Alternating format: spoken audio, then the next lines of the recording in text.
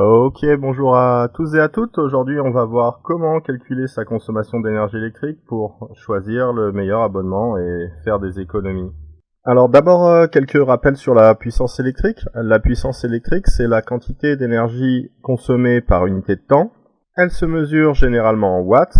1 watt, c'est 1 joule d'énergie consommée par seconde. Donc ce qu'on voit, c'est que plus un appareil a une puissance électrique importante, plus il va consommer d'énergie. Une ampoule qui a par exemple pour puissance 1 watt va consommer 1 joule d'énergie en 1 seconde, 2 joules en 2 secondes, etc. Une ampoule qui a comme puissance 3 watts va consommer 3 joules d'énergie par seconde. Donc par exemple, en 3 secondes, elle aura consommé 9 joules d'énergie. Bien, tout ça, ça nous amène à la formule qu'on va voir aujourd'hui, qui permet de calculer l'énergie à partir de la puissance et de la durée d'utilisation. Cette formule, c'est la suivante. L'énergie, c'est la puissance multipliée par la durée d'utilisation. Ce qui s'écrit de façon compacte, E égale P fois delta T. Alors l'énergie, c'est en joules, on note J. La puissance, c'est en joules par seconde, ou en watts. La durée, c'est en secondes. Mais souvent, cette formule, on va l'utiliser d'une autre façon avec des unités un peu plus courantes de la vie de tous les jours. L'énergie, on va souvent la mesurer en watts-heure.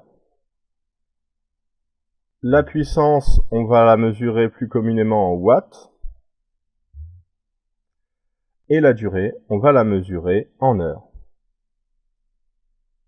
Et donc, c'est plutôt ces unités qu'on va utiliser aujourd'hui pour résoudre notre problème. Alors, accrochez-vous bien, vous allez peut-être être obligé de réécouter ce petit passage de vidéo. Ce qu'on voit, c'est que les watts-heures, malgré leur nom, ce n'est pas du tout une unité de temps, c'est une unité d'énergie.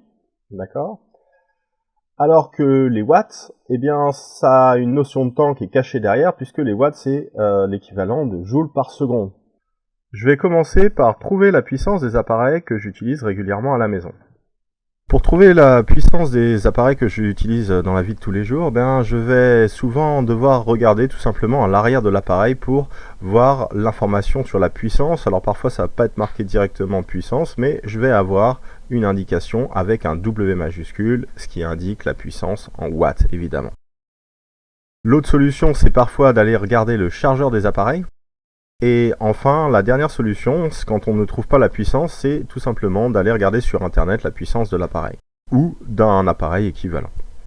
Maintenant que j'ai trouvé la puissance, je vais pouvoir utiliser un tableur pour calculer la consommation d'énergie électrique totale. Je vais utiliser un tableur, alors n'importe quel tableur fait l'affaire, ici c'est Excel, mais je peux aussi utiliser OpenOffice Calc ou Google Sheet, qui sont disponibles gratuitement, l'un en ligne et l'autre par téléchargement. Également disponible d'ailleurs sur les plateformes mobiles. Alors ce que j'ai fait ici, c'est que j'ai reporté les appareils que j'utilise dans la vie de tous les jours et les puissances que j'ai pu reporter à partir de la lecture des étiquettes. Je vais maintenant rentrer les durées d'utilisation journalière. Donc par exemple, j'ai un ventilateur que j'utilise 12 heures par jour.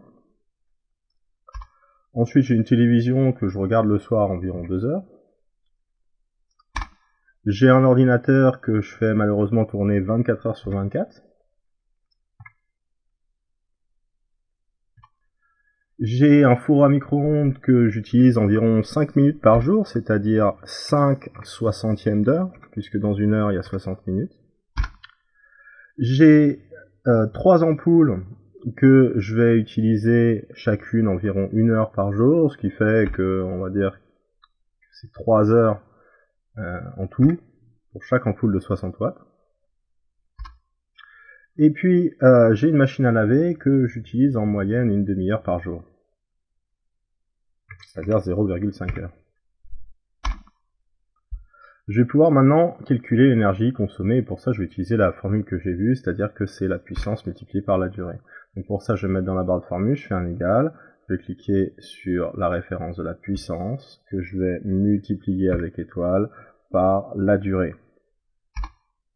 Je vais ensuite me placer en bas à droite, et je vais étendre pour reporter les formules dans la colonne. J'ai maintenant ici en water la consommation de mes différents appareils en une journée. Je vais faire le total, pour ça je vais me mettre ici, et je vais aller faire la somme de tout ça, donc je vais commencer à taper avec l'autocomplétion, je vais avoir la formule de la somme qui va apparaître. Je clique dessus, et je vais aller sélectionner en gardant mon clic l'ensemble des énergies consommées par chacun de mes appareils, ce qui va me donner la quantité d'énergie totale qui est consommée par jour chez moi. Je vais pouvoir faire le total par mois. Pour ça, tout simplement, je vais multiplier le total journalier par 30, pour 30 jours environ par mois.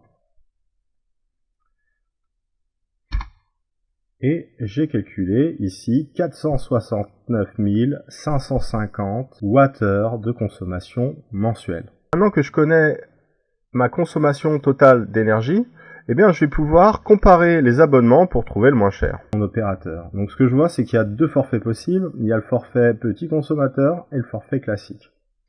Ce que je remarque aussi, c'est que j'ai des tarifs qui sont indiqués en kilowattheure. Donc, je rappelle qu'un kilowattheure, c'est 1000 Wh. Donc, du coup, je vais commencer par convertir mes wattheures en kilowattheures. Donc pour ça, je vais tout simplement diviser le résultat obtenu précédemment par 1000.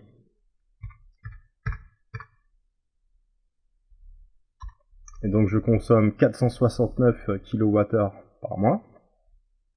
Et je vais maintenant m'intéresser aux tarifications et je vais donc choisir le tarif petit consommateur pour tester une première gamme de prix. Donc ce que je vois, c'est qu'il y a deux tranches d'énergie.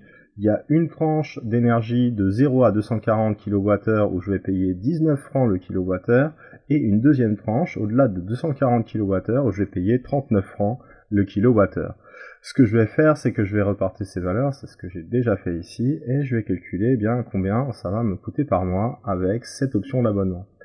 Pour ça, je vais d'abord multiplier les 240 premiers kWh que je consomme, vu que j'en consomme plus de 240, par 19, c'est-à-dire le prix des 240 premiers. Donc je vois que ça me coûte déjà 4560 francs la première tranche. Ensuite, plus cher la deuxième tranche. S'il y a plusieurs tranches, c'est pour pousser les consommateurs à consommer moins. Et ça, c'est surtout parce que les opérateurs électriques ont besoin de réguler la puissance sur le réseau et ils n'ont pas envie qu'il y ait des pics incontrôlés où ils auraient du mal à gérer le réseau. Alors, donc la tranche 2, je vais multiplier mes kilowattheures restants, c'est-à-dire mes 400, alors je vais ouvrir la parenthèse, c'est-à-dire mes 469 moins mes 240 dont j'ai déjà calculé le tarif, et ces kilowattheures restants, je vais les multiplier par le tarif de la deuxième tranche. Et donc la deuxième tranche, elle va me coûter 8 956 francs. Je vais pouvoir calculer le prix de revient total de l'abonnement petit consommateur avec ma consommation. Je vais additionner la valeur des 240 premiers en francs à celle des kilowattheures restants. Et je vois qu'avec cet abonnement et cet opérateur, j'en ai pour 13 516 francs. Et donc après, ce que je peux faire, c'est enchaîner et comparer les tarifs d'autres abonnements ou d'autres opérateurs afin de comparer et de souscrire à l'abonnement qui est le plus proche de ma consommation électrique afin de minimiser le prix de revient. Voilà, j'espère que vous avez apprécié cette vidéo et si vous l'avez appréciée, n'hésitez pas à vous abonner. Bonne semaine à tous.